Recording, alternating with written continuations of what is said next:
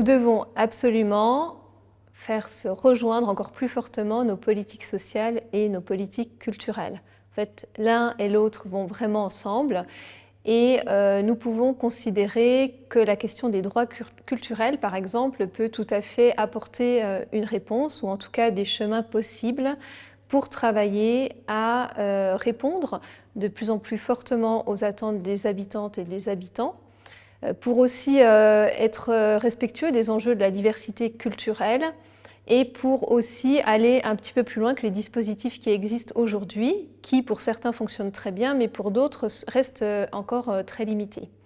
Donc cette question des droits culturels permet à la fois de rappeler que chacun doit pouvoir accéder à la vie culturelle, mais aussi que chacun doit pouvoir y participer et évidemment que chacun doit pouvoir exprimer, choisir à un moment donné sa préférence, ses choix culturels. Donc il faut qu'on puisse orienter nos politiques culturelles, s'imprégner surtout en fait des enjeux éthiques et qu'on puisse recentrer nos dispositifs autour de la personne et de l'utilité sociale du service public qu'on pourra rendre aux personnes au sens large.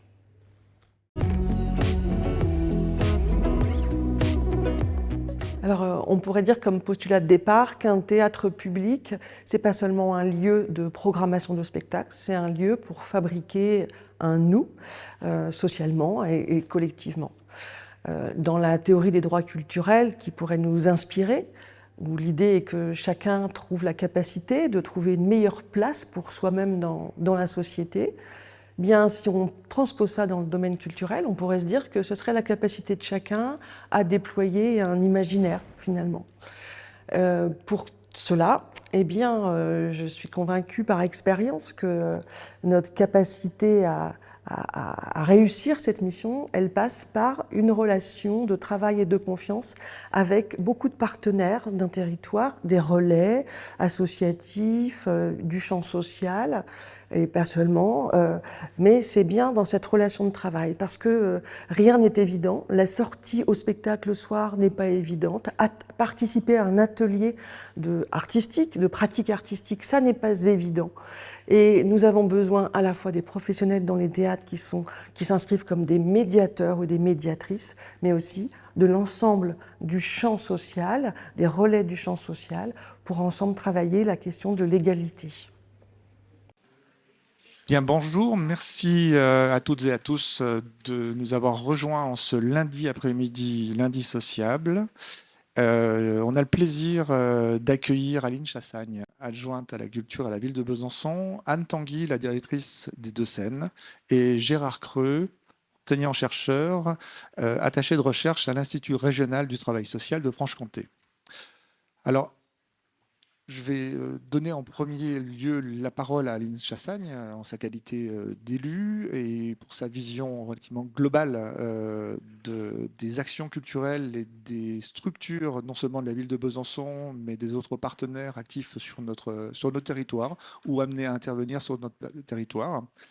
On se souvient, Aline Chassagne, qu'il y a quelque temps, vous aviez marqué un intérêt pour des expressions culturelles et la vigueur culturelle que peut représenter la culture ouvrière, notamment à l'occasion d'événements sur la Rodia Ceta et le parc de la Rodia. De façon plus large par rapport au public fragile, il est toujours intéressant, au-delà de la culture et de l'art envisagé d'une façon très classique. Il est intéressant pour nous au CCAS, pour la plupart des associations qui interviennent soit sur le champ culturel, soit sur le champ social, de s'interroger sur le degré d'interaction, sur la façon dont l'intervention sociale et l'intervention culturelle peuvent se rencontrer. Et pour paraphraser de façon très schématique, c'est l'action sociale est-elle un moyen d'accès à la culture ou la culture est-elle un outil pour accompagner les travailleurs sociaux? Je sais que les autres intervenants sur cette séquence et sur d'autres séquences à suivre ont certainement leur avis très circonstancié et parfois des avis de terrain, ça sera très intéressant également. Mais pour vous qui menez des politiques culturelles à l'échelle d'une municipalité d'une grande ville comme Besançon, quelles peuvent être vos ambitions en termes visée auprès à la fois de la mixité des publics et puis également de tout ce qu'on appelle les publics empêchés, les publics éloignés et les publics fragiles de façon générale. Je sais que c'est un vaste sujet, donc vous avez 3 minutes pour répondre, 4 minutes éventuellement. Mais je rappelle également que nous avons la chance d'avoir cette dualité de lieux, à savoir des interventions qui sont plus des exemples, des illustrations, des prises de parole ponctuelles, mais que le Grand Cursal vous donne la possibilité de retrouver les structures référentes, à savoir le CCAS, les services de la ville de Besançon, les différents partenaires associatifs et institutionnels, et d'aller dans le reste de la journée, sans quitter tous la salle au même moment, parce que ça sera un peu frustrant pour les suivants, d'aller échanger avec toutes ces structures, et puis également ne pas oublier que toute l'année, il y a des choses qui se font, vous le savez, certainement vous êtes vous-même porteur de projet. Donc voilà, j'ai assez parlé, je vous laisse nous exposer l'alpha et l'oméga de vos ambitions. Merci beaucoup, merci de cette invitation donc, à pouvoir porter la parole de l'élu. Bonjour à toutes et tous, pour ceux que je n'aurais pas encore croisés dans la grande salle. Donc j'ai juste quelques mots sur mon parcours pour que vous puissiez aussi peut-être comprendre mon regard. J'ai commencé comme infirmière et puis ensuite j'ai pu travailler dans une structure que vous connaissez peut-être, le SAS, un service d'accueil et d'accompagnement social qui gère le 115. Donc en tant que soignante, mais très en lien avec ce que vous avez pu nommer l'intervention sociale. C'est vrai que c'est difficile pour moi de séparer ces mondes-là, le social, le culturel et le soin, puisque de mon point de vue, ils vont vraiment ensemble, ils doivent s'articuler, même si j'entends bien que quand on est dans le quotidien du travail social, on a des missions aussi et des mandats très particuliers. Et puis, il y a aussi des collaboration avec d'autres secteurs qui s'avèrent être aussi des moteurs, des révélations dans le cadre de carrière professionnelle. Après, bien sûr, nos gestes, nos intentions doivent toujours être pensées par rapport aux personnes qu'on va accompagner. Hein, j'ai bien entendu votre questionnement sur les publics empêchés, publics éloignés. Alors, ce sont des termes qui me gênent un peu, hein, je vous le dis comme je le pense. Parce qu'on a créé un ensemble de dispositifs, effectivement, pour essayer de combler, de rattraper, de lutter contre les inégalités sociales et contre l'exclusion sociale. Ces dispositifs, aujourd'hui, on le sait, ont des limites, même si, bien sûr, ils ont aussi, et on en verra plusieurs tout à l'heure, des apports très signifiants dans le cadre de trajectoires de vie de personnes, mais aussi dans le cadre de l'organisation du travail, parce qu'ils peuvent aussi à la fois servir aux personnes, mais également aux professionnels. Donc ces termes-là, si vous voulez, voilà, pour moi, ils sont quand même un peu gênants dans le sens où on s'éloigne de la personne. Et c'est un petit peu aussi le propos que je voulais porter ici. Peut-être que nous aussi, dans nos dispositifs de soutien, il faut qu'on ressente, qu'on se resitue en termes de politique culturelle autour de la personne. C'est-à-dire qu'on pourrait aussi imaginer que on soutient des structures, peut-être pas uniquement au projet, mais qu'on peut soutenir des structures pour aller à la rencontre, pour être dans le lien à la personne. Puisque finalement, c'est principalement ce lien, ces rencontres humaines qui vont faire sens, hein, il me semble, et qui vont amener une utilité sociale à ce qu'on essaie de construire ensemble. Vous le savez peut-être, lors des Assises de la culture en novembre dernier, on a beaucoup parlé de droit culturel. Donc là aussi, ça s'inscrit dans un champ juridique que vous connaissez, alors peut-être plus ou moins, mais on voit bien on a cette tentative depuis déjà assez longtemps, hein, puisque cette réflexion, elle a commencé après la Seconde Guerre mondiale, d'inscrire la culture vraiment dans un cadre juridique, pour que chacun puisse bien sûr accéder à la vie culturelle, mais aussi ça va vraiment au-delà. C'est la possibilité pour un plus grand nombre possible de personnes, d'habitants, d'habitantes, de pouvoir donner leur point de vue, de pouvoir exprimer leur culture. Et cette culture, elle est si large que finalement on se rend compte que tout le champ du social ou même du médico-social rentre pleinement dans la définition et dans les actions qu'on peut porter dans le cadre des droits culturels. Alors, je ne veux pas être trop longue, mais je vous dis simplement, alors il y a la déclaration qui a été rédigée, je regarde un petit peu ma note, en 2007, la déclaration de Fribourg, pardon, qui fait date dans le champ culturel, même si, je vous l'ai dit, il y a eu plein d'autres choses, la déclaration universelle aussi en 1948. Et elle reprend, je voulais simplement vous donner la liste là, ce que peut être la culture. Ce sont les valeurs, les croyances, les convictions, les langues, les savoirs, les arts, les traditions, les institutions, les modes de vie.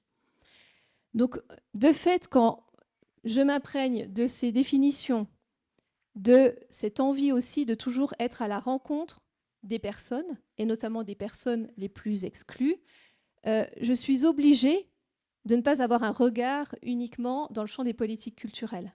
Donc, pas mal d'exemples vont être donnés, je ne vais pas m'étendre, mais peut-être simplement 2 domaines qui me semblent intéressants pour ce qui nous réunit aujourd'hui, toujours dans le sens d'essayer d'être en lien et de permettre d'accompagner les personnes qui sont parfois qui rencontrent de grandes difficultés et qui ont besoin d'une main tendue.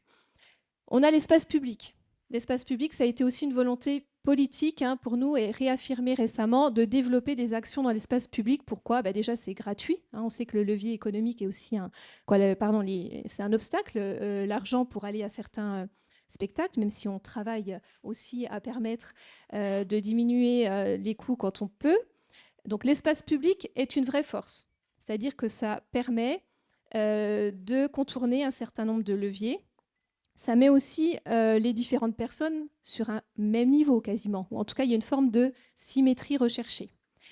Et je pense que ce qui est aussi très important, c'est d'aller à la rencontre des personnes dans les institutions. Donc là, on a vu que pendant la crise sanitaire notamment, on a traversé des moments très difficiles. On a vu des projets comme ça naître, mais qui ont inspiré en fait ce qu'on a eu envie de faire dans les politiques culturelles ensuite à Besançon, d'aller dans les écoles quand cela a été possible, pour des musiciens, des danseurs, des gens qui n'avaient pas forcément pensé et ne pensaient pas forcément pouvoir le faire. On a vu aussi au pied des EHPAD, des concerts. Donc, si vous voulez, pour moi, il y a vraiment une priorité par rapport aux institutions, par rapport à l'hôpital public, par rapport à l'hôpital, par rapport à la prison, en tout cas de réorienter aussi les dispositifs de soutien au niveau de la politique culturelle. Oui, donc en fait, on est dans une multiplicité, non pas de public seulement, mais d'acteurs. Oui, en fait, je pense que c'est interdépendant. L'un va avec l'autre, puisque nous, nos actions, en tout cas nos envies, sont vraiment portées par à la fois les rencontres avec les professionnels qui viennent nous dire aussi, nous nourrir par rapport aux décisions politiques, mais aussi bien sûr par rapport aux habitants, qui de fait devraient être au maximum entendus dans ce qu'ils pourraient souhaiter. On voit bien qu'on amène très souvent des choses au public, ce qu'on appelle les publics, mais qu'il est aussi certainement possible et peut-être souhaitable d'embarquer encore plus fortement avec nous, les habitantes et les habitants, sur ce qu'ils souhaiteraient eux-mêmes ou ce qu'ils imagineraient avoir du sens pour eux. Puisque nous, on imagine avec nos dispositifs que ça a du sens et que c'est potentiellement efficace. Très bien, merci. Vous pouvez naturellement reprendre la parole quand vous le souhaitez. Et bien justement, en parlant d'implication et de participation, je crois qu'on a Anne Tanguy, directrice de Deux Scènes. Alors, on ne va pas entrer directement dans un exemple de sujet qui implique très largement les habitants, en particulier les habitants de Planoise, sur des dimensions de mixité sociale, mais aussi intergénérationnelle. Parce que nous y reviendrons tout à l'heure sur un focus consacré justement au QPV Planoise. Mais on pensait que vous pouviez nous apporter un propos, Anne Tanguy, ne serait-ce que sur la structuration même des Deux Scènes. Alors les Deux Scènes, pour rappel, vous me corrigez si je me trompe, parce que j'ai quitté Besançon quelque temps. Les Deux Scènes, c'est né de la fusion du Théâtre de l'Espace à Planoise, qui avait une vocation sociale et une vocation de quartier très marquée, qui a été lancée au début des années 80, si ma mémoire est bonne. Et en lien avec le théâtre municipal et puis la complémentarité avec le cinéma, la programmation cinéma au Cursal. Jusque-là, j'ai tout bon. Voilà. Donc c'est même plus une dualité, parce qu'en fait on est sur 3 lieux. En quoi est-ce qu'elle peut être révélatrice d'une démarche volontaire, même volontariste, en matière justement à la fois de mixité des publics, de mixité des discours ou des pratiques artistiques puisqu'on est sur du spectacle vivant, on peut aussi être sur du cinéma, on est sur du projet participatif, hors les murs. Il y a des liens éminents avec certaines associations très implantées, très ancrées dans le quartier et au-delà. Comment est-ce que vous pouvez présenter de façon relativement générique et générale, même si c'est très frustrant, mais encore une fois, il y a un stand des deux scènes, et puis vous êtes là toute l'année, vous faites beaucoup, beaucoup de choses. Donc, simplement les grandes lignes de et l'intérêt de ce positionnement. Voilà. Bon, ça va faire aussi écho à ce que vient de dire Aline Chassagne aussi.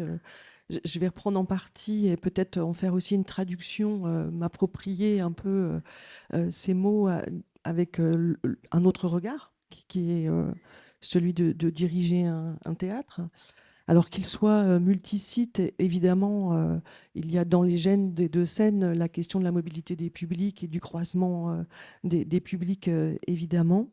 Mais je dirais que l'inscription, elle part d'un postulat du rôle d'un théâtre public qui se dirait pas seulement un lieu de programmation, de spectacle ou de film, mais aussi comme un lieu finalement qui participe à la construction d'un nous.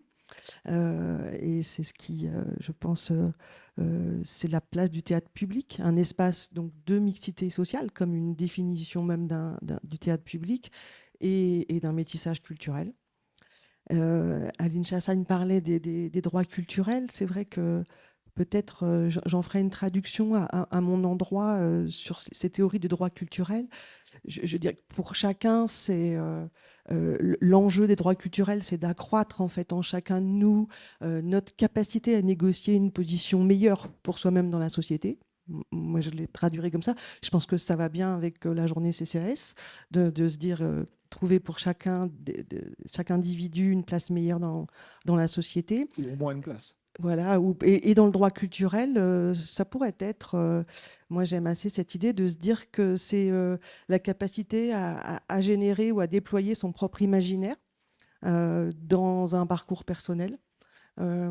Et c'est vrai qu'on est l'ensemble des équipes se positionnent aussi comme des médiateurs, médiateurs et médiatrices, et que on rencontre par ce qu'on essaie de marier des parcours individuels de vie. Et à des moments donnés, cette rencontre, elle peut aussi des fois influer sur les parcours de vie individuels. Et donc là, la relation aussi au relais, et j'y reviendrai, aux partenaires, elle est essentielle.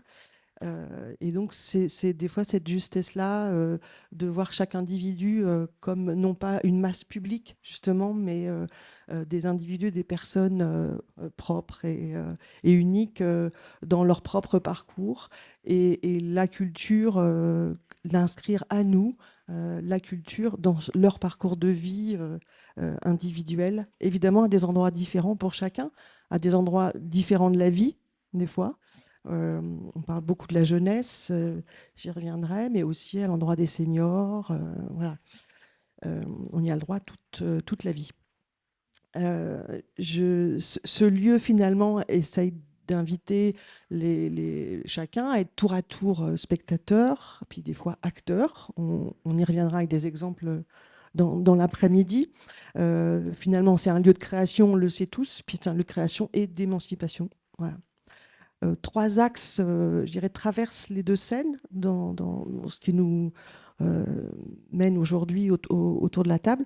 La jeunesse, beaucoup, le territoire, évidemment, et en particulier le territoire de Planoise et ses habitants, et puis la question de l'accessibilité, qui est un axe important mené par les deux scènes, sur l'accessibilité aussi bien des personnes en situation de handicap que des seniors ou que des gens qui sont, je dirais, socialement marginalisés.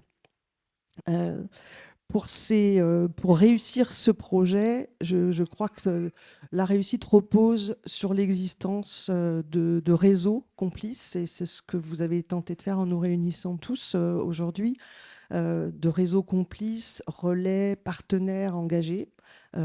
Sans cette relation de confiance et de travail respectueux des endroits de chacun et des métiers de chacun, je crois que ça ne serait pas possible de faire seul. Voilà.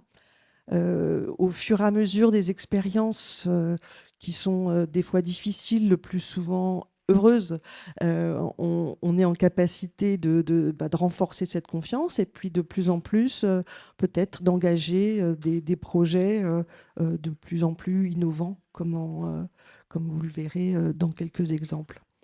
Je crois que c'est important de rappeler aussi que rien ne va de soi au quotidien, que pour ces personnes souvent socialement marginalisées, voir un spectacle réputé difficile ou un film, faire une sortie en soirée, ne va pas de soi.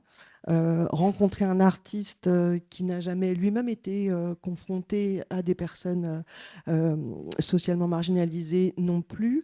Intégrer des personnes en difficulté psychique dans des aventures artistiques collectives, dans une mixité sociale et culturelle, ça ne va pas de soi non plus. Et donc, pour tout ça, je crois que je voulais insister aussi sur le rôle des professionnels et d'une équipe, d'être à cet endroit à la fois de passeurs, de médiateurs, puis de guider aussi ces projets. Finalement, les difficultés sont réelles. Il faut les dépasser. On les dépasse aussi, finalement, c'est grâce à ces partenariats, ça permet d'ouvrir aussi des champs impossibles. Et puis, dans cet objectif, voilà, d'expérimenter l'égalité. Ouais, c'est un peu ce qu'on peut avoir aussi comme ce qui nous reste en tête en permanence dans le travail qu'on essaie de faire. Voilà un petit peu.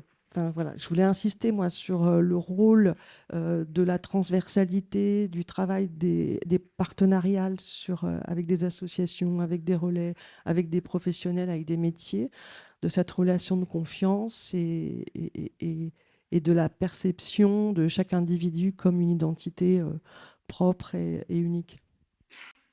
Très bien, merci. En effet, c'est éclairant et puis c'est certainement une excellente transition puisque vous avez terminé sur la notion d'égalité, puisque avec Gérard Creux, donc enseignant-chercheur à l'IRTS de Franche-Comté, vous m'avez dit que vous n'étiez plus chercheur, mais vous avez cherché puisque vous avez mené un travail doctoral dans lequel vous vous êtes attaché à analyser les pratiques artistiques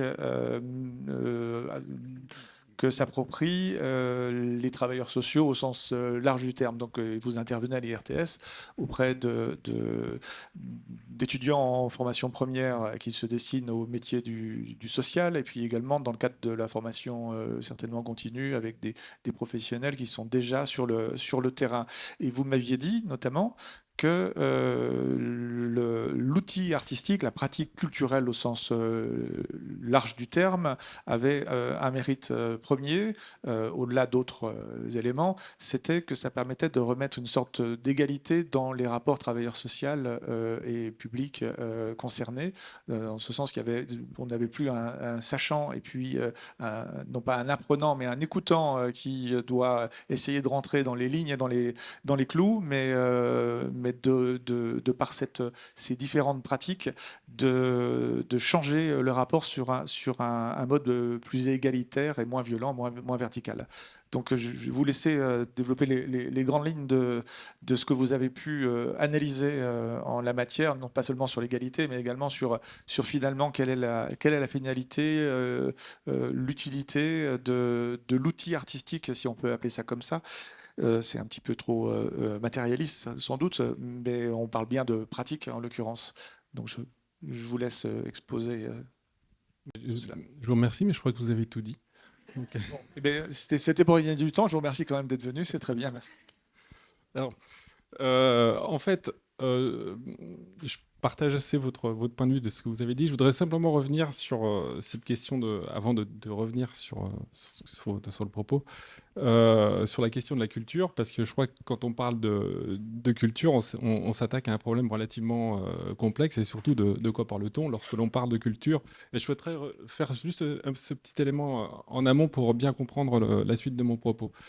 Quand on parle de culture, il y a, à mon sens, deux choses. Il y a la culture au sens anthropologique, et vous l'avez un petit peu dit tout à l'heure, sur notre manière d'être, nos savoirs, quels que soient ces savoirs, etc., propres à un pays, propre à un groupe, etc. Et puis on a ce sens beaucoup plus sociologique, beaucoup plus contemporain, où on va faire quelques distinctions sur la culture dite populaire, la culture dite cultivée.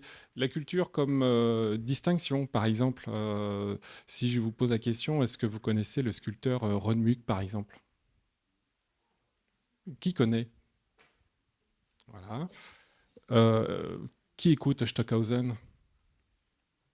Voilà, donc très peu. Donc, ce qui fait penser qu'effectivement, quand on parle de culture, Ron Muck, hein, c'est un sculpteur hyper réaliste. Stockhausen, un compositeur contemporain. On s'attaque à de l'art contemporain, pas forcément accessible, et qui participe de la distinction. Quand je suis allé voir l'exposition de Ron Muck à la Fondation Cartier en 2013, lorsque je suis revenu le lundi matin,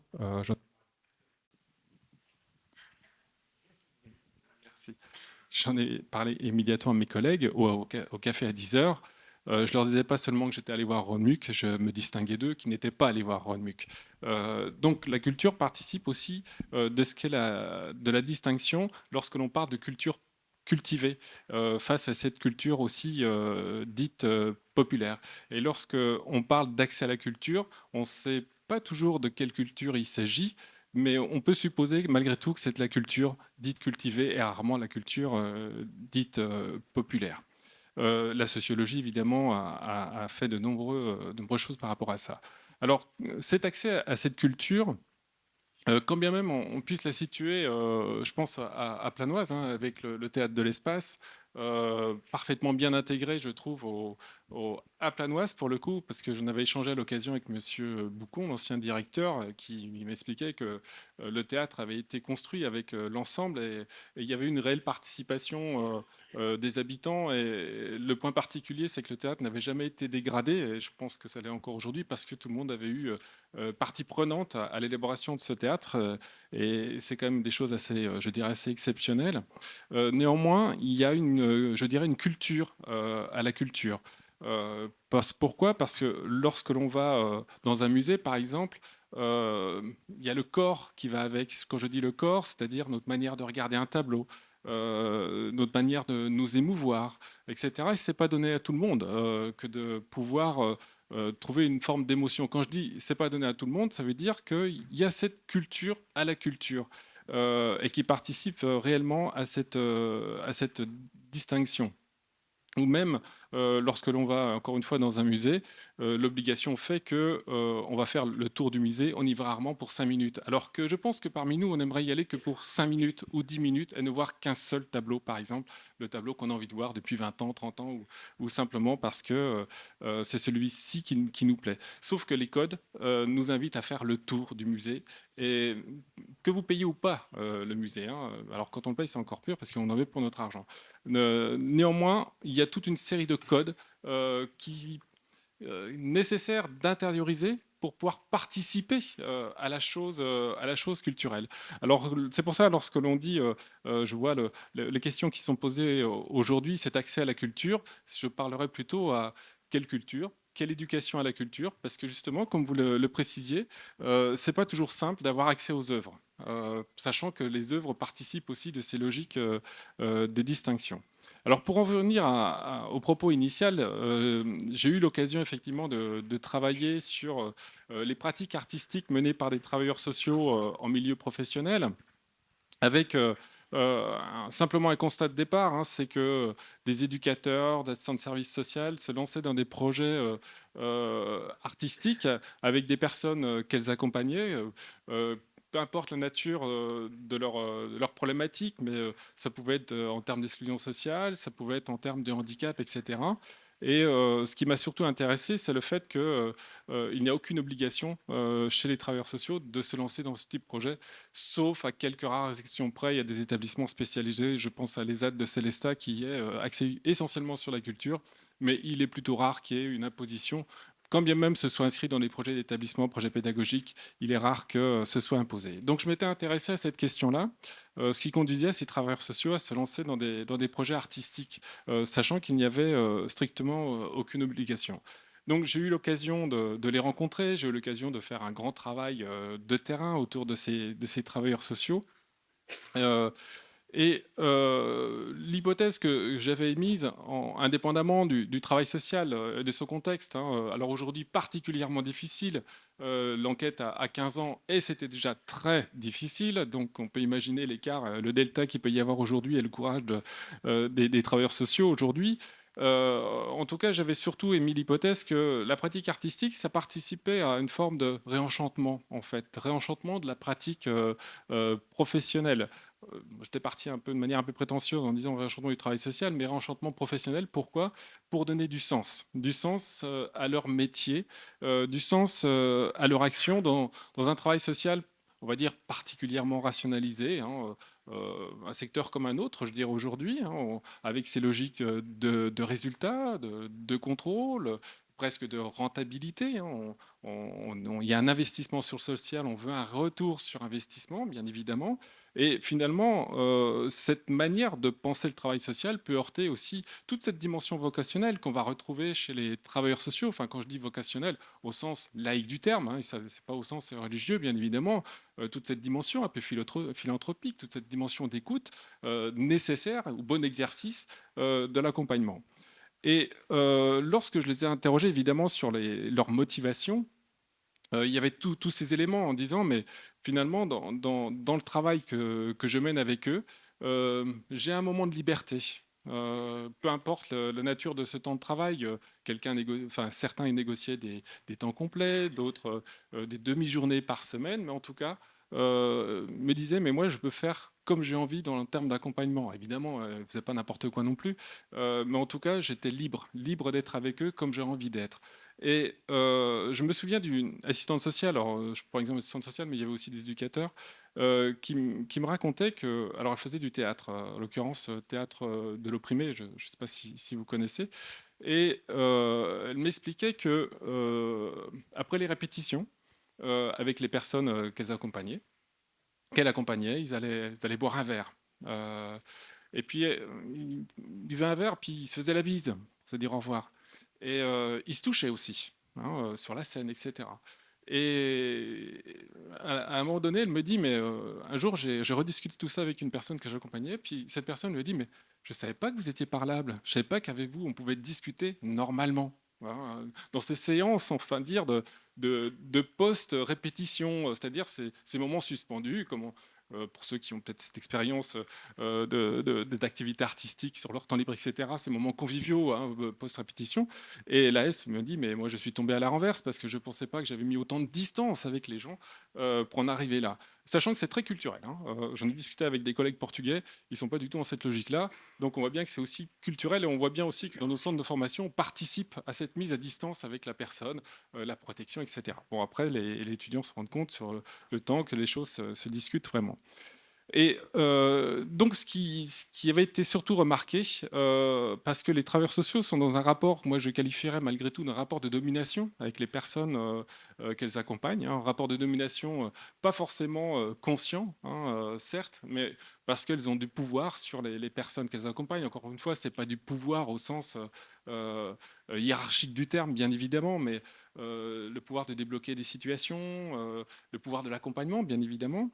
Et que ce rapport de domination crée une certaine violence, que Pierre Bourdieu, sociologue, parle de violence symbolique. Et justement, ces pratiques artistiques ont raison, on va dire, de cette violence symbolique, parce qu'à un moment donné, elle met le travailleur social, la personne accompagnée sur le même niveau, sans pour autant que ce soit une fin que d'être sur le même niveau. Mais si, ce que m'expliquait très bien, si on veut créer une relation de confiance nécessaire à cet accompagnement, il faut éviter qu'on donne des leçons, qu'on soit sur des rapports de domination. Et le premier enseignement qui sortait de ce travail de recherche, c'était une transformation des relations avec les personnes accompagnées. Une transformation. Ça a été l'élément essentiel, tant d'un point de vue de l'enquête quantitative que qualitative. Pourquoi? Parce que je pense, parce que le temps passe, c'est un élément essentiel qui est important. Je pense que les pratiques artistiques, comme les pratiques culturelles, peu importe la nature de ces pratiques, sont un prétexte. C'est un prétexte à quoi? Un prétexte au lien social. Et le lien social, ce qui est essentiel dans la nature de ce que nous sommes. Pas de lien social, pas d'individu. Et je pense que les personnes qui sont accompagnées dans le champ du travail social, c'est sans doute ce qu'ils recherchent en premier lieu, du lien social. Pourquoi? Parce que on sait très bien que ce n'est pas le travail social qui va résoudre les problèmes sociaux. Ça, c'est un fait. Je prends l'exemple du chômage. On sait très bien que le chômage est un problème global et n'aura des solutions que dans des solutions globales. Ce n'est pas des petites actions locales qui vont résoudre ces situations. Donc, en fait, en premier lieu, le lien social est essentiel, on va dire, à la nature de l'individu. Et je pense que la question culturelle participe réellement à la construction du lien social. Par expérience, on voit très bien lorsqu'on va voir un spectacle, encore une fois, peu importe la nature de ce spectacle, que ce soit de la culture cultivée, que ce soit de la culture dite populaire, ce qui importe, c'est l'après-spectacle, mais aussi l'avant-spectacle. C'est ce qui va se passer, c'est-à-dire ce moment presque de réunion, en quelque sorte, presque de communion pour le coup, et qui participe bien évidemment au bien-être de l'individu. Voilà. Est-ce que ça fonctionne? Oui, ça fonctionne, merci. Bon, vous voyez, finalement, j'avais pas trop empiété sur votre propos, puisqu'il était quand même plus riche que mon pauvre résumé. Néanmoins, je reviens sur une partie de votre intervention, et puis déjà, je me félicite que vous soyez tous globalement sur la même longueur d'onde, ce qui est bien pour démarrer une table ronde, même si parfois c'est bien d'avoir un peu d'animation, ça viendra. Et donc, pour les personnes qui vont vous suivre, ce sera intéressant parce qu'on va voir si deux d'entre elles notamment sont réenchantées par l'intervention de l'art dans leur travail. Je pense à Marianne Pétiard qui intervient dans les musées du centre, à Ville de Besançon, et Valérie Michel qui est une collègue du CCAS qui porte avec Mylène Filippi la mission d'accès à la culture, donc qui intervient au quotidien auprès de certains publics, mais elle me dira ça mieux que ça. Et puis après, il y a certainement un enchanteur, parce qu'il est chargé du développement culturel. Alors c'est enchanteur, non pas au sens mozartien du terme, hein, Nicolas, je vous rassure, c'est purement enchanteur de façon positive, il n'y a absolument pas de malice là-dedans. Donc écoutez, je vous remercie beaucoup, vous pouvez naturellement intervenir. Anne Chassagne, vos services sont là, donc je ne saurais vous chasser. Si vous voulez les accompagner, c'est avec un grand plaisir. Voilà, et puis vous de même, n'hésitez pas également à aller rencontrer la diversité des participants et des intervenants et de leur rappeler que ces rencontres, c'est peut-être un point d'orgue, mais que c'est toute l'année. Et bien sûr, et Madame Chassagne également, si vous ne l'avez pas eu, le livret qu'on vous dédicacera sur les 50 ans du CCAS.